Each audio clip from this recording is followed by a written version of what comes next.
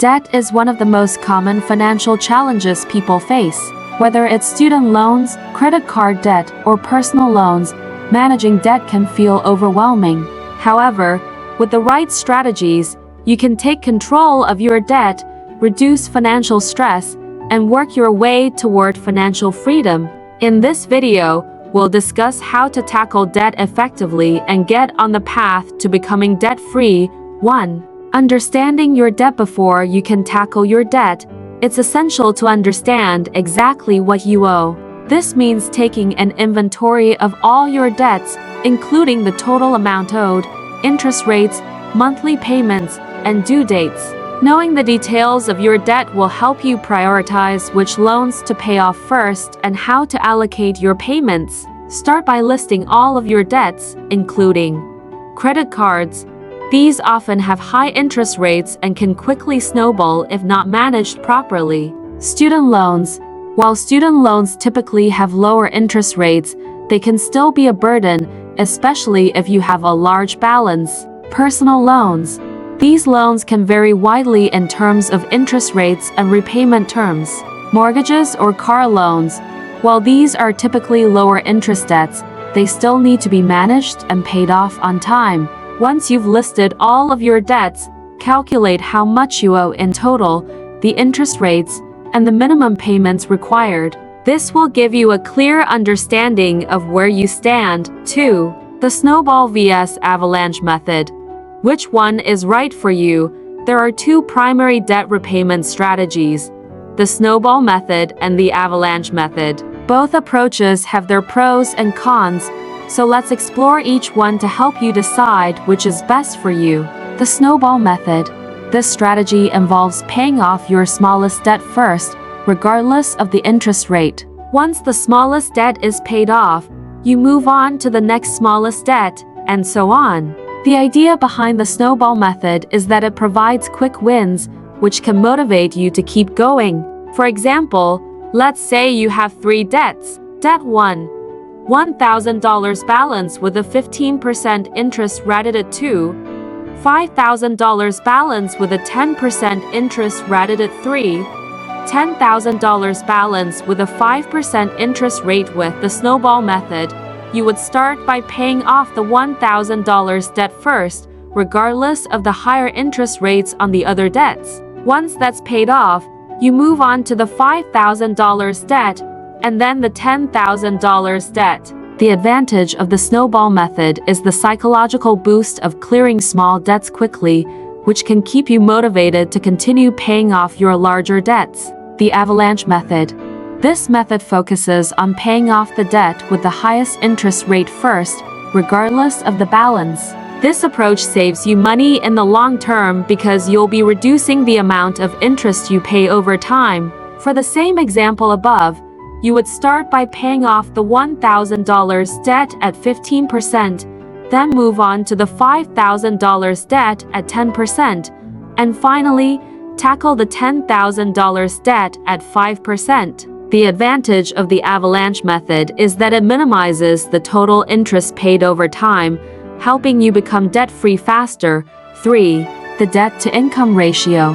Why it matters. The debt-to-income (DTI) ratio is a measure of how much of your income is going toward paying off debt. It's an important factor that lenders consider when deciding whether to approve you for a loan or mortgage. To calculate your DTI ratio, divide your total monthly debt payments by your gross monthly income before taxes. For example, if you have $1,000 in monthly debt payments and a gross income of $3,000, your DTI ratio would be DTI equals 1,003, 0 equals 033, or 33. DTI equals 30,001,000 equals 0.33 or 33. A higher DTI ratio means that you have a larger portion of your income tied up in debt, which can limit your ability to take on more debt. Or ideally, you want your DTI ratio to be as low as possible. A good target to aim for is a DTI ratio below 36%, with 28% or lower being considered ideal for homebuyers. If your DTI ratio is too high, Consider prioritizing paying down your debts to lower your ratio. 4. Consolidating debt.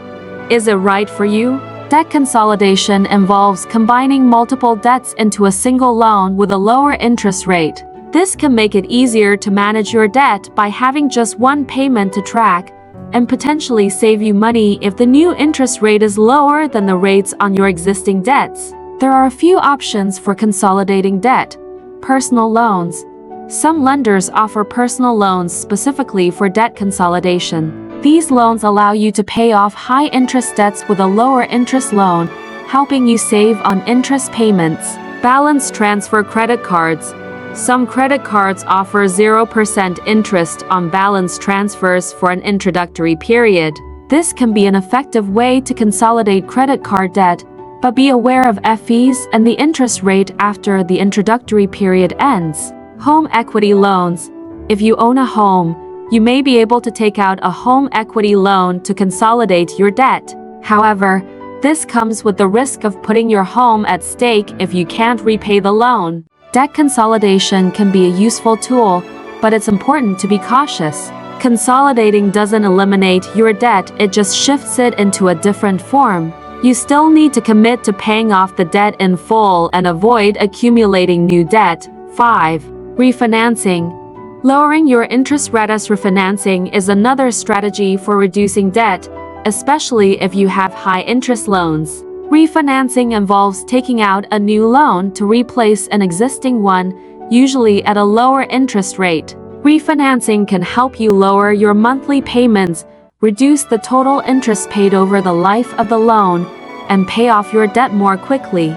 It's most commonly used for mortgages and student loans, but can also apply to car loans or personal loans. When refinancing, it's essential to consider the fees involved, the length of the new loan, and whether you're getting a better deal in the long run. Refinancing can be a good strategy if it helps you save money, but you need to ensure that it aligns with your overall financial goals. 6. The importance of building an emergency fund. If you're in debt, building an emergency fund may seem like a low priority. However, having an emergency fund is crucial to preventing more debt in the future. Without an emergency fund, you may be forced to rely on credit cards or loans when unexpected expenses arise, which can lead to even more debt. Start by setting aside a small amount each month for your emergency fund. Ideally, you should aim to have 3 to 6 months' worth of living expenses saved up. Once you've built up your emergency fund, you can focus more on paying down your debts. 7. The role of credit scores in debt management. Your credit score is an important factor in your debt management strategy.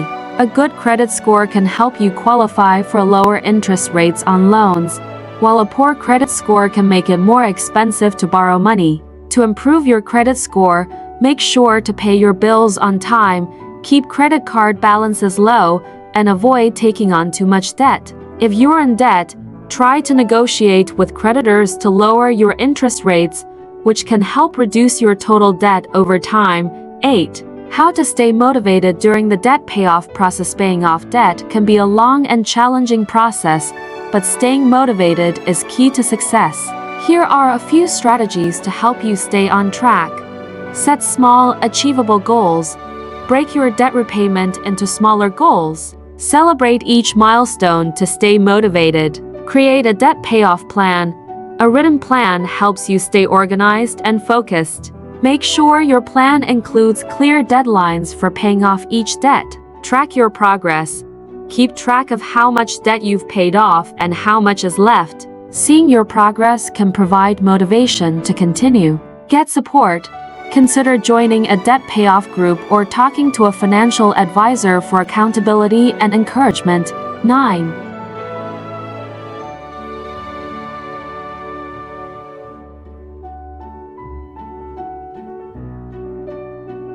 This means being mindful of your spending habits, avoiding unnecessary purchases, and refraining from using credit cards unless absolutely necessary. If you're tempted to take on new debt, remind yourself of your financial goals and the progress you've made. By avoiding new debt, you can accelerate your path to becoming debt-free. 10. Conclusion. Becoming debt-free. Managing debt can be daunting, but with the right strategy and commitment, it's possible to become debt-free. Start by understanding your debt, choosing the right repayment method, and making consistent payments. Stay motivated, and remember that every payment brings you one step closer to financial freedom.